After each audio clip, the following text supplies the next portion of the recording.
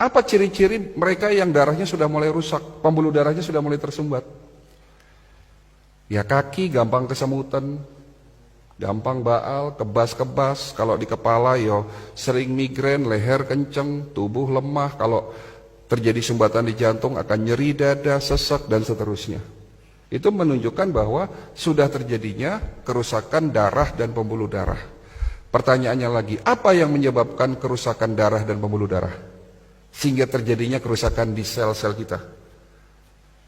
Penyebabnya karena faktor radikal bebas. Tolong ini diperhatikan, ini penting sekali ilmunya. Radikal bebas. Radikal bebas itu satu molekul yang kehilangan pasangan elektronnya, sangat reaktif, kalau nempel di sel, sel kita rusak. Entah itu sel darah merah, entah itu sel darah putih, di mana sel darah putih kita tahu sebagai antibodi tubuh kita, entah itu di pembuluh darah. Kalau terjadinya kerusakan di pembuluh darah, ya, akan terjadi peradangan. Ini bahaya sekali. Kalau terjadinya peradangan atau inflamasi terjadi di pembuluh darah kita. Ini yang menyebabkan pembuluh darah kita menjadi rusak. Yang pada akhirnya kolesterol, zat-zat sisa itu mengendap di tempat terjadinya peradangan tadi. Sehingga terjadi yang namanya plak atau sumbatan pembuluh darah. Nah, radikal bebas itu terbentuk akibat proses oksidasi. Tolong perhatikan lagi. Oksidasi ini apa? Oksidasi itu contohnya kalau di luar sana besi berkarat. Berarti tubuh kita bisa karatan, ya. Proses oksidasi terjadi secara alami, Bapak Ibu sekalian. Bisa kita bernafas, beraktivitas, saya berbicara, bahkan kita tidur terjadi proses oksidasi. Ya. Karena manusia tidak bisa menghindari proses oksidasi, Allah sudah menciptakan obatnya ada dalam tubuh kita. Diproduksi tanpa Bapak Ibu sadari sejak kita kecil, ya, di saat kita lahir di dunia sampai nanti kita mati. Ada obat dari segala macam obat, rajanya obat sebagai benteng pertahanan pertama yang dapat menetralisir terjadinya oksidasi. Kalau tidak ada obat ini, 5 menit tubuh kita rusak, Pak. Namanya antioksidan, betul. Kalau hari ini kita masih berkecimpung di vitamin, di antibodi, sudah ketinggalan zaman, Pak. Hari ini dokter-dokter di Eropa, di Amerika, penemu-penemu suplemen, itu bagaimana caranya menemukan satu antioksidan yang kembali lagi tujuannya untuk menetralisir terjadinya oksidasi agar tidak terbentuk yang namanya radikal bebas. Ini penting sekali.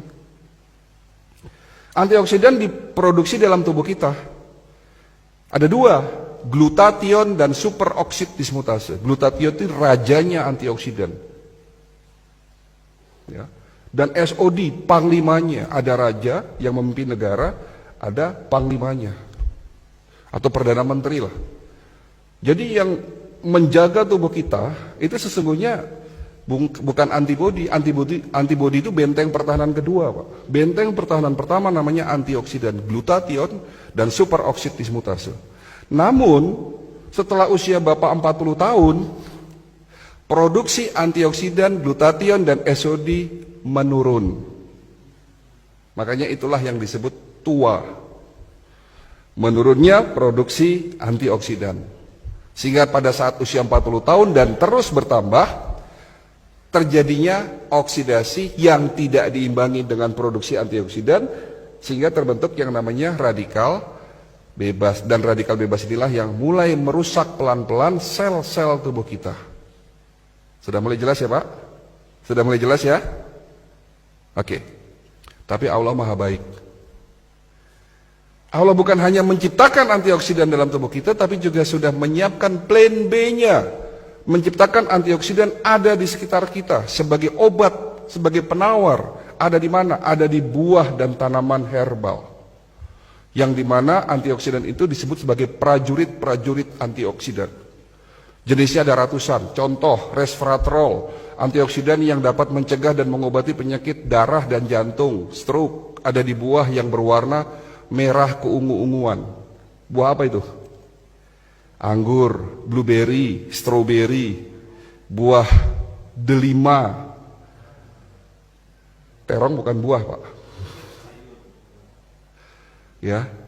Tapi ada juga buah yang banyak mengandung antioksidan resveratrol. Selain itu juga banyak mengandung antioksidan lainnya. Tapi mungkin buah ini dianggap sebelah mata oleh kita. Padahal ini rajanya buah yang ada di Indonesia. Mungkin kalau delima susah, blueberry susah. Tapi buah ini ada di Indonesia. Namanya buah jamblang. Oke, jamblang bagus. Tapi ada yang lebih baik dari jamblang. Apa? Buah manggis, Pak. Kapan terakhir makan buah manggis?